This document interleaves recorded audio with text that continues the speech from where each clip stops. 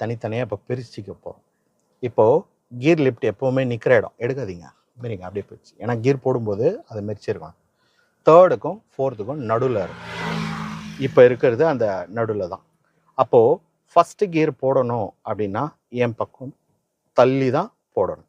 இந்த பக்கம் தள்ளின பிறகு மேலே ஃபஸ்ட் கியர். ஓகேவா? கிளச்சில் கால் வந்து கட்டை விரல் வைக்கிறீங்க, அதுவும் மறந்துடுறீங்க. நான் கியர் வேறு சொல்லி கொடுத்துட்டு இருக்கேன். கியர் போடும்போது கிளச்சு இல்லை, என்ன நடக்கும்?